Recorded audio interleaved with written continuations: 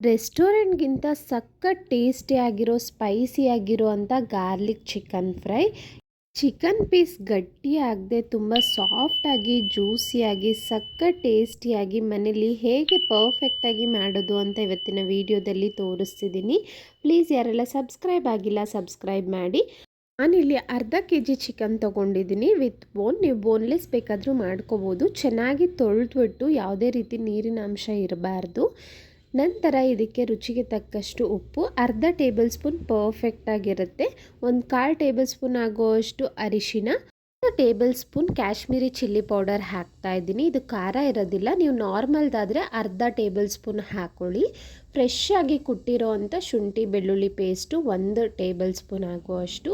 ಕೊನೆಯದಾಗಿ ಅರ್ಧ ನಿಂಬೆ ಹಣ್ಣಿನ ರಸನ ಸೇರಿಸಿ ಪ್ರತಿಯೊಂದು ಚಿಕನ್ ಪೀಸ್ಗೂ ಆ ಉಪ್ಪು ಖಾರ ಎಲ್ಲ ಹಿಡಿಬೇಕು. ಚೆನ್ನಾಗಿ ಮಿಕ್ಸ್ ಮಾಡ್ಕೊಳ್ಳಿ. ಅನಂತರ ಈ ಚಿಕನ್ನ ಮ್ಯಾರಿನೇಟ್ ಮಾಡೋದಕ್ಕೆ ಇಡೋಣ. ನಾನಿಲ್ಲಿ ಒಂದು 30 ನಿಮಿಷ ಸೈಡ್ಗೆ ಇಡ್ತಾ ಇದ್ದೀನಿ. ನಂತರ ಇದಕ್ಕೆ ಅರ್ಧ ಗಂಟೆ ಆದಮೇಲೆ ಇಲ್ಲಿ ಬಾಣಲೆಗೆ ಒಂದು 10 ಟೇಬಲ್ ಸ್ಪೂನ್ ಎಣ್ಣೆ ಹಾಕಿದ್ದೀನಿ. 1-2 ಇಂಚು ಚಕ್ಕೆ, 2 ಏಲಕ್ಕಿ, ಅರ್ಧ ಟೀ ಸ್ಪೂನ್ ಆಗುವಷ್ಟು ಸೋಂಪು ಕಾಳು ಹಾಕ್ಕೊಳ್ಳಿ. ಸೋಂಪಿಲ್ಲ ಅನ್ನೋರು ಜೀರಿಗೆ ಬೇಕಾದರೂ ಹಾಕ್ಕೊಳ್ಬೋದು. ನೀಟಾಗಿ ಫ್ರೈ ಮಾಡ್ಕೊಳ್ಳಿ. ಆ ಅರೋಮ ಎಲ್ಲ ಎಣ್ಣೆಯಲ್ಲಿ ಬಿಟ್ಕೊಳ್ಳುತ್ತೆ. ಒಂದು 30 ಸೆಕೆಂಡ್ ಫ್ರೈ ಮಾಡಿಕೊಂಡ್ರೆ ಸಾಕು. ಅನಂತರ 2 ಮೀಡಿಯಮ್ ಸೈಜ್ ಈರುಳ್ಳಿನ ಉದ್ದುದ್ದ ಈ ರೀತಿ ಕಟ್ ಮಾಡಿ ಸೇರಿಸ್ಕೊಳ್ತಾ ಇದ್ದೀನಿ. ಈರುಳ್ಳಿನ ಫ್ರೈ ಮಾಡ್ತಾ ಬಂದರೆ ನಿಮಗೆ ಸ್ಲೈಟಾಗಿ ಗೋಲ್ಡನ್ ಬ್ರೌನ್ಗೆ ಚೇಂಜ್ ಆಗುತ್ತೆ. ಸುಮಾರು ನಾನಿಲ್ಲಿ 1-2 ನಿಮಿಷಗಳ ಕಾಲ ಈರುಳ್ಳಿನ ಚೆನ್ನಾಗಿ ಫ್ರೈ ಮಾಡ್ಕೊಂಡಿದ್ದೀನಿ. ನೀವು ನೋಡ್ತಿರ್ಬೋದು ಲೈಟಾಗಿ ಗೋಲ್ಡನ್ ಬ್ರೌನ್ ಬರ್ತಾ ಇದೆ. ಈಗ ಮ್ಯಾರಿನೇಟ್ ಮಾಡಿರೋ ಅಂಥ ಚಿಕನ್ನ ಹಾಕ್ಕೊಳ್ತಾ ಇದ್ದೀನಿ. ನೋಡಿ, ಚಿಕನ್ ಹಾಕೊಂಡ್ಮೇಲೆ ಹೈ ಫ್ಲೇಮ್ ಇಟ್ಕೊಂಡು ಒಂದು 5 ನಿಮಿಷಗಳ ಕಾಲ ಚೆನ್ನಾಗಿ ಚಿಕನ್ನ ತಿರುಗಿಸ್ಕೊಡ್ತಾ ಫ್ರೈ ಮಾಡ್ಕೊಳ್ತಾ ಬನ್ನಿ. ಚಿಕನ್ನಲ್ಲಿ ಇರೋ ಅಂಥ ನೀರಿನ ಅಂಶ ಎಲ್ಲ ಬಿಟ್ಕೊಳ್ಳುತ್ತೆ. ಹಾಗೆ ಕಂಪ್ಲೀಟ್ ಡ್ರೈ ಆಗುತ್ತೆ ನಾವು ಫ್ರೈ ಮಾಡ್ತಾ ಬಂದರೆ. ಈ ರೀತಿ ನಿಧಾನಕ್ಕೆ ಫ್ರೈ ಮಾಡ್ಕೊಳ್ತಾ ಇದ್ದರೆ ನಮಗೆ ಚಿಕನ್ ಒಂದು ಸ್ವಲ್ಪನೂ ಸ್ಮೆಲ್ ಅನ್ನೋದು ಬರೋದಿಲ್ಲ. ತಿನ್ನೋದಕ್ಕೆ ತುಂಬ ಚೆನ್ನಾಗಿರುತ್ತೆ. ನಾನು ಹೇಳ್ದಾಗೆ ಸುಮಾರು 4-5 ನಿಮಿಷ ಈ ರೀತಿ ಫ್ರೈ ಮಾಡ್ಕೊಂಡಿದ್ದೀನಿ. ಲೈಟಾಗಿ ಬಣ್ಣನೂ ಚೇಂಜ್ ಆಗಿದೆ, ನೀವು ನೋಡ್ಬೋದು ಅಲ್ಲ. ಆ ಚಿಕನ್ನಲ್ಲಿರೋ ಅಂಥ ನೀರು ಸಹ ಡ್ರೈ ಆಗಿದೆ. ಈಗ ಫ್ಲೇಮ್ನ ಮೀಡಿಯಮಲ್ಲಿ ಇಟ್ಕೊಂಡು ಚಿಕನ್ ಕಂಪ್ಲೀಟಾಗಿ ಬೇಯಿಸ್ಕೋಬೇಕು. ಸುಮಾರು ಮೀಡಿಯಮ್ ಫ್ಲೇಮಲ್ಲಿ ಆಗಾಗ ತಿರುಗಿಸ್ಕೊಳ್ತಾ ನಾನಿಲ್ಲಿ 10-12 ನಿಮಿಷ ತಗೊಳ್ತು ಚಿಕನ್ ಬೇಯೋದಕ್ಕೆ. ನಿಮಗೆ ಚಿಕನ್ ಬೆಂದ್ರೇ ಗೊತ್ತಾಗ್ಬಿಡುತ್ತೆ. ಆ ಬಣ್ಣ ಎಲ್ಲ ಚೇಂಜ್ ಆಗಿರುತ್ತೆ, ಸ್ವಲ್ಪ ಸಾಫ್ಟಾಗೂ ಆಗಿರುತ್ತೆ. ನಾನಿಲ್ಲಿ 10-12 ನಿಮಿಷ ಬೇಯಿಸ್ಕೊಂಡು ಅನಂತರ ಸ್ಟವ್ನ ಲೋ ಫ್ಲೇಮ್ ಇಡಿ. ಈಗ ಒಂದು 20 ಬೆಳ್ಳುಳ್ಳಿನ ಸಿಪ್ಪೆ ಸಮೇತ ಚೆನ್ನಾಗಿ ಕುಟ್ಬಿಟ್ಟು ಸೇರಿಸ್ಕೊಳ್ತಾ ಇದ್ದೀನಿ.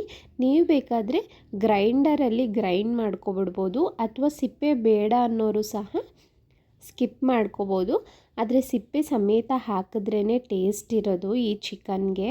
ನೋಡಿ, 3 ನಿಮಿಷ ನಿಧಾನಕ್ಕೆ ಲೋ ಫ್ಲೇಮಲ್ಲೇ ಫ್ರೈ ಮಾಡ್ತಾ ಬಂದರೆ ಹಸಿ ಸ್ಮೆಲ್ಲೆಲ್ಲ ಹೋಗಿ ಚಿಕನ್ಗೆ ಗಾರ್ಲಿಕ್ ಚೆನ್ನಾಗಿ ಹೊಂದ್ಕೊಂಡಿರುತ್ತೆ. ಈಗ ಚಿಕನ್ನು ಆಲ್ಮೋಸ್ಟ್ ಕುಕ್ ಆಗಿದೆ. ನೋಡಿ, ನಾನು ತೋರಿಸ್ತಾ ಇದ್ದೀನಿ ಎಷ್ಟು ಸಾಫ್ಟಾಗಿದೆ ಪೀಸು ಅಂತ. ಲೋ ಫ್ಲೇಮಲ್ಲೇ ಇರಲಿ. ಈಗ ಒಂದು ಹಿಡಿ ಆಗುವಷ್ಟು ಕರಿಬೇವನ್ನು ಹಾಕ್ತಾ ಇದ್ದೀನಿ, ಒಳ್ಳೆ ಫ್ಲೇವರ್ ಕೊಡುತ್ತೆ. ನಂತರ ಒಂದು 3 ಹಸಿಮೆಣಸಿನ್ಕಾಯಿನ ಹಾಕ್ಕೊಂಡು ಒಂದು ಸಲ ಚೆನ್ನಾಗಿ ಮಿಕ್ಸ್ ಮಾಡ್ಕೊಳ್ತಾ ಇದ್ದೀನಿ. ನಂತರ ಇದಕ್ಕೆ ಈಗ ಮಸಾಲ ಪೌಡರ್ಸ್ ಹಾಕೋಣ. ಒಂದು ಪೀಸ್ ಟೇಸ್ಟ್ ಮಾಡಿ ಉಪ್ಪೇನಾದರೂ ಕಮ್ಮಿ ಅನಿಸಿದ್ರೆ ಉಪ್ಪು ಹಾಕ್ಕೊಳ್ಳಿ. ನಂತರ 1 ಟೇಬಲ್ ಸ್ಪೂನ್ ಖಾರದ ಪುಡಿ, ಅರ್ಧ ಟೇಬಲ್ ಸ್ಪೂನ್ ಧನಿಯಾ ಪುಡಿ, ಅರ್ಧ ಟೇಬಲ್ ಸ್ಪೂನ್ ಆಗುವಷ್ಟು ಚಿಕನ್ ಮಸಾಲ, ಹಾಗೆ 1/4 ಟೇಬಲ್ ಸ್ಪೂನ್ ಆಗುವಷ್ಟು ಜೀರಿಗೆ ಪುಡಿನ ಹಾಕಿದ್ದೀನಿ. ಸ್ಟವ್ ಲೋ ಫ್ಲೇಮಲ್ಲೇ ಇದೆ ಅಲ್ಲ, ನಿಧಾನಕ್ಕೆ 1-2 ನಿಮಿಷ ಮಿಕ್ಸ್ ಮಾಡ್ತಾ ಬಂದರೆ ಸಾಕು. ಅದಕ್ಕಿಂತ ಜಾಸ್ತಿ ಮಾಡೋಕ್ಕೆ ಹೋಗಬೇಡಿ. ಆ ಮಸಾಲ ಪೌಡರ್ಸು ಸೀದೋಗಬಾರ್ದು. ಹಾಗೆ ತುಂಬ ಫ್ರೈ ಮಾಡಿದ್ರೆ ನಮಗೆ ಚಿಕನ್ ಪೀಸ್ ಗಟ್ಟಿ ಬಂದ್ಬಿಡುತ್ತೆ. ಈ ರೀತಿ ಚಿಕನ್ ಎಲ್ಲ ಬೆಂದಾದಮೇಲೆ ಕೊನೆಯದಾಗಿ ಮಸಾಲ ಪೌಡರ್ಸ್ ಹಾಕಿರೋದ್ರಿಂದ ಚಿಕನ್ಗೆ ಒಳ್ಳೆ ಟೇಸ್ಟ್ ಕೊಡುತ್ತೆ. 2 ನಿಮಿಷ ಆದಮೇಲೆ ಸ್ಟವ್ನ ಆಫ್ ಮಾಡ್ಕೊಂಡಿದ್ದೀನಿ. ನೋಡಿ, ಕೊನೆಯದಾಗಿ ಇಲ್ಲಿ ಸೀಕ್ರೆಟ್ ರೆಸಿಪಿ, ರೆಸ್ಟೋರೆಂಟಲ್ಲೆಲ್ಲ ಯಾಕೆ ಅಷ್ಟು ಟೇಸ್ಟಿಯಾಗಿರುತ್ತೆ ಅಂದರೆ ಈ ಸ್ಟೆಪ್ ಅಂತೂ ತುಂಬಾ ಇಂಪಾರ್ಟೆಂಟ್. 3 ಟೇಬಲ್ ಸ್ಪೂನ್ ತುಪ್ಪಕ್ಕೆ 1 ಹಿಡಿ ಆಗೋಷ್ಟು ಗೋಡಂಬಿನ ಹಾಕಿ ಫ್ರೈ ಮಾಡಿ ಕೊನೆಯದಾಗಿ ಚಿಕನ್ಗೆ ಸೇರಿಸಿದ್ರೆ ಸಖತ್ ಟೇಸ್ಟಿಯಾಗಿರೋ ಅಂಥ ಸ್ಪೈಸಿಯಾಗಿರೋ ಅಂಥ ಗಾರ್ಲಿಕ್ ಚಿಕನ್ ರೆಡಿ ಇದೆ. ರೆಗ್ಯುಲರ್ ಆಗಿ ಕಬಾಬ್ ಫ್ರೈ ಸಾಂಬಾರಂತೂ ಮಾಡೇ ಇರ್ತೀರ. ಖಂಡಿತ ಈ ಸಂಡೇ ಈ ಗಾರ್ಲಿಕ್ ಚಿಕನ್ನ ಒಂದ್ಸಲ ಟ್ರೈ ಮಾಡಿ. ಆದಷ್ಟು ಹೆಚ್ಚಿಗೆ ಗೋಡಂಬಿನ ಹಾಕ್ಕೊಂಡು ಟ್ರೈ ಮಾಡಿ.